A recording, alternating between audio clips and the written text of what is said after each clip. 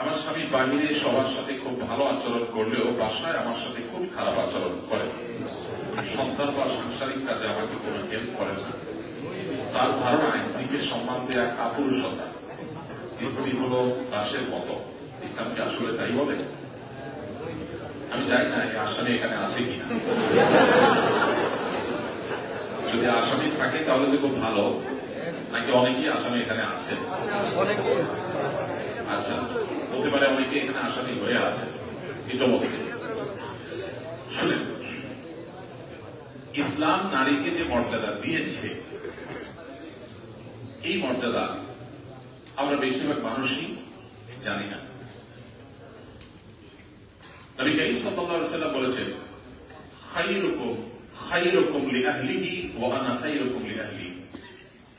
তোমাদের মধ্যে সবচেয়ে উত্তম, সবচেয়ে বেস্ট, সবচেয়ে আপার ক্লাসের মুসলমান, আল্লাহর কাছে সবচেয়ে প্রিয় মুসলমান, ভালো মানুষ কে? নবীজি বলেছেন যে তার পরিবারের কাছে ভালো। কোন কোন বর্ণনায় এখানে স্ত্রী শব্দটি আলাদা করে এসেছে, অর্থাৎ স্ত্রীর কাছে ভালো। আর যে বিয়ে করে এখন সেই মা বাবা ভাই বোনের কাছে, যে বিয়ে করেছে তার পরিবারের লোকজন। পরিবার বলতে একজন বিবাহিত মানুষের পরিবার বলতে সর্বাগ্রে চলে আসে তার স্ত্রীর কথা। সো তার কাছে যে ভালো, সে আল্লাহর কাছেও ভালো। আর নবী সাল্লাল্লাহু আলাইহি ওয়াসাল্লাম বলেছেন, তোমাদের মধ্যে আমি আমার পরিবারের কাছে সবচেয়ে ভালো। অর্থাৎ নবীজি সাল্লাল্লাহু আলাইহি ওয়াসাল্লাম বলছেন তার স্ত্রীগণ, তার সহধর্মিণীগণ, তারা নবী সাল্লাল্লাহু আলাইহি ওয়াসাল্লামকে সবচেয়ে ভালোবাসতেন। তার আচরণ, তার আদর্শ, তার নীতি, তার আখলাক, এটা সৌন্দর্যে তারা বিমোহিত ছিল। নবী সাল্লাল্লাহু আলাইহি ওয়াসাল্লামের জীবন ইতিহাস আমরা একটু মাঝে মধ্যে পড়ার চেষ্টা করব ভাইরা। আপনি অবাক হবেন নবী সাল্লাল্লাহু আলাইহি ওয়াসাল্লামের জীবনী পড়লে। একেবারে অমুসলিমরাও যদি তার কোন জীবনে লিখে থাকে, আপনি সেটাও পড়ে দেখবেন যে আমাদের নবী সাল্লাল্লাহু আলাইহি ওয়াসাল্লামকে তার পরিবারের কোন সদস্য, তার কোন স্ত্রী তার ব্যাপারে অভিযোগ তুলতে পেরেছে, এরকম কোন কথা কোন অমুসলিমের লেখা সিরাত গ্রন্থে বা নবীজির জীবনীতে আপনি খুঁজে পাবেন। সাধারণত একাধিক স্ত্রী থাকলে অবস্থা তো বেশ জটিল থাকে, বেগতিক থাকে, তাই না? ভয়াবহ অবস্থা থাকে না? স্বামী বেচার অবস্থা হয় আপনার পাড়া বুদার বসায় মরিচের অবস্থার মতো, তাই না? সেখানে নবী সাল্লাল্লাহু আলাইহি ওয়াসাল্লামের একাধিক স্ত্রী থাকার পরও তার স্ত্রীদের কেউ তার আচরণ নিয়ে কোনদিন কোন চুল পরিমাণ মনক্ষুণ্ণ হওয়ার কথা কোথাও আপনি খুঁজে পাবেন। কিভাবে মেনটেন করেছেন চিন্তা করেন। আমি এই বিষয়ে আলোচনা করতে গেলে অনেক লম্বা হয়ে যাবে, কিন্তু প্রশ্নটি গুরুত্বপূর্ণ, সেজন্য কয়েকটা কথা বলতেই হচ্ছে। অনেক পুরুষ আছে আমাদের সমাজে, এই পুরুষরা মনে করে যে বউয়ের কথা শুনলে তার বেটাগিরি আর থাকে না। এই লোকগুলো কি আসলেই পুরুষ কিনা, এটা যথেষ্ট সন্দেহ করবার মতো সুযোগ আছে। কারণ বউয়ের সাথে বেটাগিরি জাহির করা তো আসলে বেটাগিরি না, এটা তো আসলে কাপুরুষতা। বাহিরে বিড়ালের মতো, বাসায় বাঘের মতো, এটা তো কোনো পুরুষত্বের আলাদা না। আপনার স্ত্রী, আপনার পরিবারের সদস্য, তিনি নারী, আপনি মনে করছেন তিনি দুর্বল, এ মনে করে তার উপরে আপনি সব ক্ষমতা জাহির করছেন। আর অফিসে বস টাকার সাথে সাথে পারেন না আরো কিছু ডেকে ফেলার বস, কাস্টমার পারেন না পা ধরে দেন। যাদের ক্ষমতা আছে তাদেরকে বাঘের মতো ভয় পান, আর যাকে আপনি দুর্বল মনে করছেন তার উপরে খবরদারি দেখাচ্ছেন। এটা তো দুর্বলতার আলামত, এটা তো কোনো পুরুষত্বের আলামত। পুরুষত্ব এমন বেটাগিরিতে হলো যে দুর্বল তাকে আমি শ্রদ্ধা করব, যে শক্তিশালী তিনি অন্যায় করলে তার সামনে আমি মাথা টান করে সোজা করে কথা বলতে পারবো, এটা না পুরুষত্ব। অতএব এই ধারণা যারা রাখেন তারা ভুল করেন। আমরা তাদেরকে বিনয়ের সাথে বলতে চাই, নবী সাল্লাল্লাহু আলাইহি ওয়াসাল্লাম বলেছেন পরিবারের কাছে যে ভালো সে আল্লাহর কাছে ভালো, পরিবারের কাছে ভালো থাকতে হবে। এখন মুশকিল, পরিবারের কাছে ভালো থাকার জন্য আমার সকাল বিকাল 6:30 দিতে হবে, এটা জরুরি না। কোন বউ যদি মনে করেন যে আমার কাছে ভালো থাকলে তুমি আল্লাহর কাছে ভালো হবা, অতএব আমার কথা না শুনলে আমি সার্টিফিকেট দিব, এই কাহিনী করে আবার কোন স্ত্রী লোক বা কোন মহিলা সুবিধা করতে পারবে না। আপনি আচরণ দিয়ে তার কাছে ভালো হতে পারছেন কিনা, এটা হলো মূল বিষয়। আপনার আচরণ দ্বারা সে কখনো কষ্ট পেতে পারবে না, কষ্ট পেলেও সেটাকে মিনিমাইজ করে করতে হবে। আল্লাহ বলেছেন ওয়াশিরুহুন্না বিল মারুফ, তোমরা তোমাদের স্ত্রীদের সাথে সুন্দরভাবে যথাযথভাবে জীবনযাপন করো, সংসার করো। আল্লাহ আমাদের সবাইকে বোঝার তৌফিক দান করুন। এই জন্য ভাই স্ত্রীর সাথে এবং পরিবারের লোকদের সাথে সুন্দর ব্যবহার করতে হবে, খারাপ কাজ করা যাবে না। স্ত্রীকে হেল্প করতে হবে, কাজে সহযোগিতা। নবী সাল্লাল্লাহু আলাইহি ওয়াসাল্লাম তার ঘরোয়া কাজে স্ত্রীর সাথে অংশগ্রহণ করতেন, রান্না বাড়া অন্য কাজে সহযোগিতা করতেন। এটা আমাদের সাধ্য অনুযায়ী করতে হবে। আমার ননদের স্বামী নাই, তার একটি মেয়ে আছে, সে কি যাকাতের টাকা পাবে? কারণ ননদ আমার কাছে থাকে। ননদের যদি স্বামী না থাকে তাহলে আপনার টাকা অর্থাৎ ভাবির টাকা ভাবি ননদকে জাকাত হিসেবে দিতে পারবে, যদি সে জাকাতে হকদার হয়, গরিব অভাবে বুঝতে পারে। এখন কথা হলো ননদ আপনার কাছে থাকে, আপনার এখানে খান, তাহলে তার অসুখ বিসুখ অন্যান্য খরচের জন্য দিতে পারেন। তার মেয়ে থাকলে সেই মেয়ের জন্য জাকাতের টাকা দিতে পারেন, কোনো অসুবিধা নেই। ইভেন আপনার স্বামীর টাকাও যদি দিতে চান তাহলে সেক্ষেত্রে ননদ বিবাহিত, তার স্বামী হয়তো গরিব, অথবা ননদের স্বামী নেই কিন্তু বাচ্চা কাচ্চা আছে, তারা ভরণ পোষণ দেয় না, তাহলে সেক্ষেত্রে ভাই হিসাবে তার কর্তব্য হলো মৌলিক প্রয়োজন পূরণ করা, যদি বোনের কোনো ব্যবস্থা না থাকে, স্বামী না থাকে। আর বোনের ছেলে মেয়ে যেগুলো আছে সেগুলোকে জাকাতের টাকা দিয়ে অবশ্যই ভাই পাঠাতে পারবে। বয়স 60-65 বছর হলে দাঁত কি স্থায়ীভাবে লাগানো যায়? ইসলামের দৃষ্টিতে জানতে চাই। জি, স্থায়ীভাবে দাঁত লাগানো যায় যদি কারো দাঁত না থাকে, কোনো অসুবিধা নেই। সাহাবীদের অনেকেই স্বর্ণের, বালুর বা বিভিন্ন ধাতব পদার্থের দাঁত ব্যবহার করেছেন। জরুরি কাজে বাইরে বের হলে ওয়াক্তের আগে নামাজ আদায় করা যাবে কিনা? কাজা নামাজের নিয়ম নেই। না ভাই, নামাজ আগে পড়া যাবে না। আল্লাহ বলেছেন ইন্নাস সালাতা কানাত আলাল মুমিনিনা কিতাবাম মাওকুতা, নিশ্চয়ই নামাজ আল্লাহ তাআলা নির্দিষ্ট সময় পড়াটাকে ফরজ করে দিয়েছেন। বিনা নির্দিষ্ট সময়ের মধ্যেই পড়তে হবে, আগে পড়া যাবে না। কোনো কারণে মিস হয়ে গেছে, পরে কাজা করেছেন, সেটা হতে পারে, কিন্তু সেটাও নিয়মিত না, কালে বদলে হতে পারে। নিজের হাত খরচ থেকে যে টাকা বাঁচে সেই টাকা যদি আমি কাউকে দিতে চাই তাতে কি স্বামীর অনুমতি নিতে হবে? কোন নারী, কোন স্ত্রী স্বামীর দেওয়া টাকায় অথবা তার মহরের টাকা থেকে বা তার ইনকামের টাকা থেকে বা তাকে স্বামী হাত খরচের জন্য তাকে পার্সোনাল টাকা দিয়েছেন, সেই টাকা থেকে তিনি কাকে দিবেন না দেবেন এটা তো তার ব্যাপার। স্বামীর কাছ থেকে পারমিশন নিতে তিনি বাধ্য নন। শরীয়তের দৃষ্টিকোণ থেকে স্বামীর কাছ থেকে পারমিশন নেওয়া জরুরি না। স্বামীও এটাকে উদারতার সাথে দেখা দরকার। অনেক স্বামী আছে এটা নিয়ে ছোট লোকই করে, আমাকে কেন জিজ্ঞেস করলাম? টাকাটা যদি তারই হয় তাহলে আবার আপনাকে জিজ্ঞেস করতে হবে কেন? হ্যাঁ, এটা ঠিক যে স্বামী স্ত্রী পরস্পরের সাথে বোঝাপড়া দরকার। সেই জায়গা থেকে স্ত্রী তার স্বামীর সাথে এই সম্পর্ক থাকা দরকার, যে পরামর্শ করবে কোথা দিলে ভালো হয়, স্বামী সুপরামর্শ দেবেন, সেটা ভিন্ন বিষয়, সেটা করা উচিত এবং ভালো। কিন্তু কোনো কারণে না করে দিয়ে দেন, শরীয়ত তাকে সেই স্বাধীনতা দিয়েছে। এই ক্ষেত্রে অর্থাৎ প্রত্যেকের টাকা পয়সা সম্পদের ক্ষেত্রে শরীয়ত সবাইকে স্বাধীনতা দিয়েছে। স্বামীর টাকা স্বামী, স্ত্রীর টাকা স্ত্রী। আমাদের দেশে এখানে গোজামিল থাকে, গোজামিল বুঝছেন? মানে বইয়ের টাকা সেটাকে স্বামী মনে করে আমারই, আবার নিজের টাকার বেলায় এটা অবশ্য আমাদের মেয়েদের প্রতি জুলুমটা বেশি আমাদের দেশে, আমাদের সমাজে।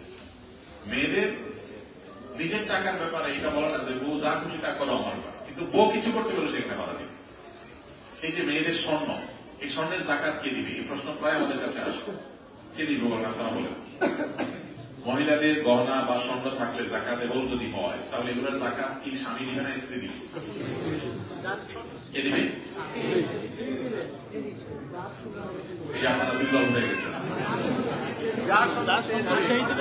যার সম্পদ সে দিবে। ওকে ফাইন, তাহলে সম্পদটা কার আসলে, স্ত্রী না স্বামী? এখনো দুরকম শব্দ আছে। স্ত্রীর গহনাগাটি যেগুলো আছে এগুলো স্বামীর না স্ত্রী? আর কি বলছে? দুইজনের। দুইজনের কিভাবে বলে চিন্তা করছে? আমি মাঝখানে থাকি, এটা দুই দল হয়ে গেছে, আমি তৃতীয় পক্ষ থাকি। হ্যাঁ হ্যাঁ, স্ত্রীর আচ্ছা দেখেন, এই যে আপনারা উত্তর দিতে গিয়ে 2-3 দল হয়ে গেছেন, এখান থেকে বোঝা যাচ্ছে যে এখানে একটা বিরাট গোজামিল আছে। এই গোজামিলটা ক্লিয়ার করতে হবে। আমাদের দেশে মেয়েদের প্রতি কতভাবে যে আমরা জুলুম করি, আল্লাহ আমাদেরকে হেদায়েত দান করুন, বলুন আমিন। বাবার সম্পদে বোনদের যে অধিকার আছে বেশিরভাগ ভাইরা দেয় না। এখানে বেশিরভাগ লোককে এখন ফিল্টার করলে দেখা যাবে আসামি বাইরে এসে বেশি দেন নাই বেশিরভাগ। স্ত্রীর মহর পরিপূর্ণ পরিশোধ করছেন এরকম কয়জন আছে দেখেন? হিসাব করে পরিশোধ, হাত বেশি উঠায় না নামা। অনেকে পরিশোধ করছেন করে আবার কাঙ্গালের মতো চেয়ে দিয়েছেন, যে দাও, তুমি তো পাইছো, আমার তো দরকার।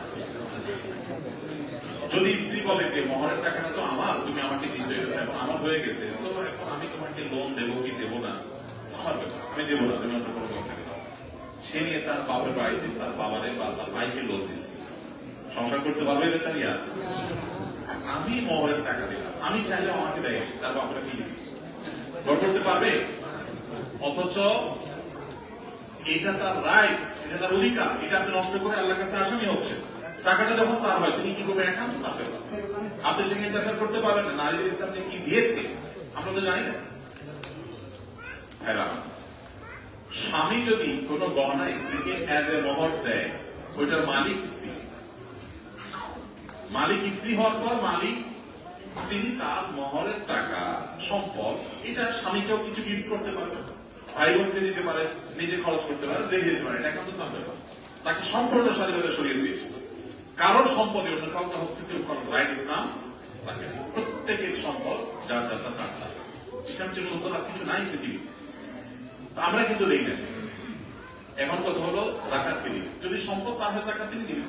এখন প্রশ্ন হলো যাকাত কোথেকে দিবেন, তার তো কামাই নেই, যদি স্বর্ণ বেচে দিবেন, তার একটা অংশ বিক্রি করে দিবেন, সামান্য একটা অংশ বিক্রি করলে 3 বছরের জায়গাতে টাকা হয়ে যাবে।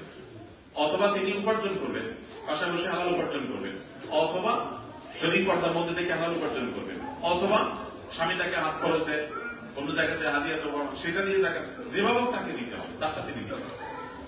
এখন আমরা জাকাতের বেলা আসলে বলে বউ দিবে, আর খরচের বেলা আসলে বিক্রি করে বিদেশ চলে আসে। আল্লাহ আমাকে হেদায়েত দান করুন। আমার একটু রাগ বেশি, বাবা মা রাগ করলে আমিও সাথে সাথে রাগ হয়ে যাই। এখন আমি আমার রাগটা কন্ট্রোল করতে চাই, বিষয় কিছু বলেন। রাগ নিয়ন্ত্রণ করা খুব জরুরি একটা বিষয়।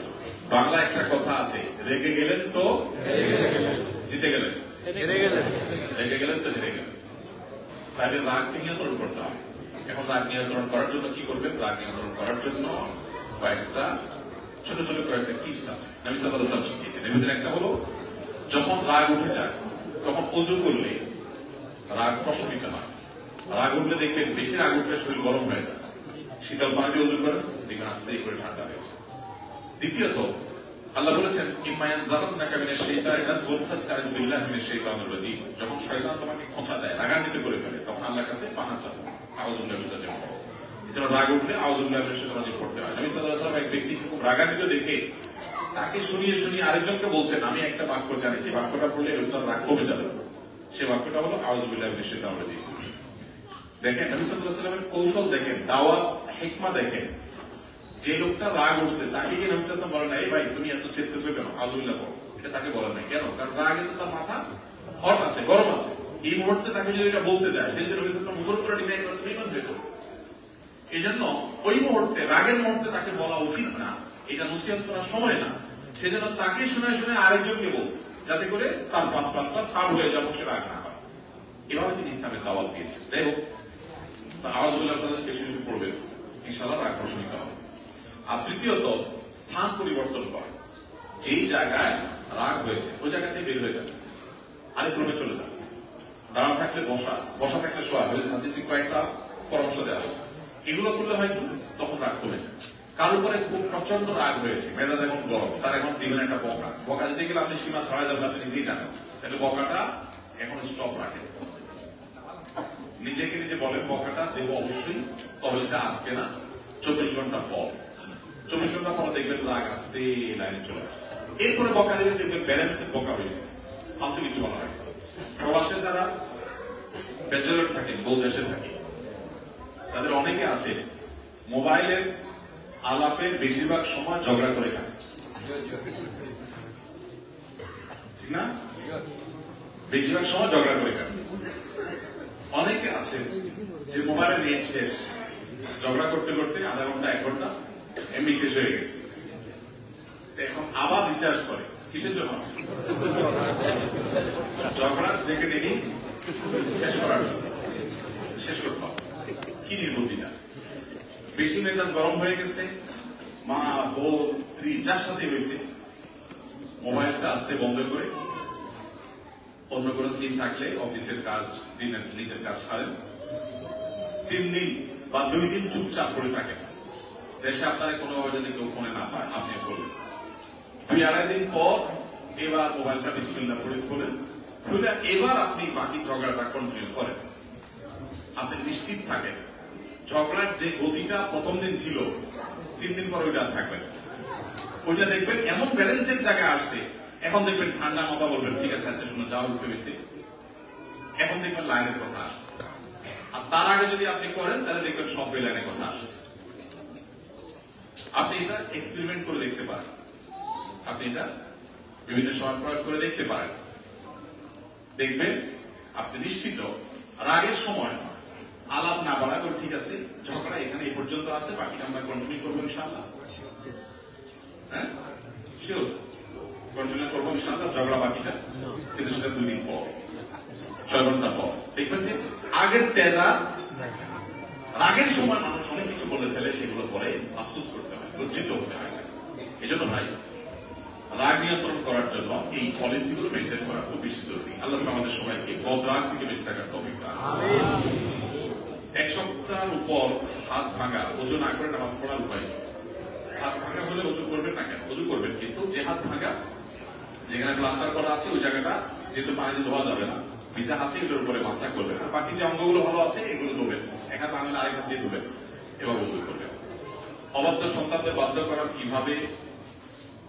কিভাবে এবং ইসলামকে আকৃষ্ট করবো কিভাবে? দেখুন, গাছ লাগাবেন তেঁতুল, আশা করবেন বড়ই হবে না। সন্তানদের এই জন্য ছোটবেলা থেকেই তাদেরকে দিন দিতে হয়, ইমান দিতে হয়, তাদেরকে হেল্প করতে হয় তাদের ইমান এবং আমলের ক্ষেত্রে, সেরকম পরিবেশ দিতে হয়। এখন আপনি লাগাবেন হলো বেল গাছ, আশা করবেন তাল, তত হবে না।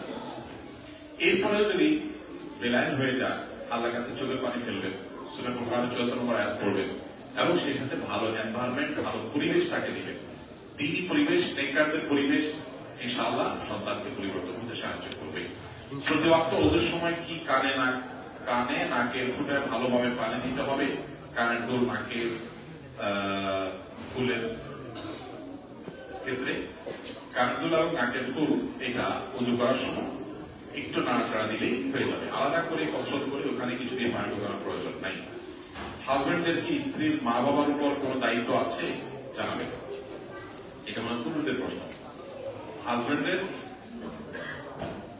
স্ত্রীর স্বামী বাপমার প্রতি কোন কর্তব্য আছে কিনা, তার শ্বশুর বাড়ি, এটা নিয়ে অনেক সংসারে গন্ডগোল চলে।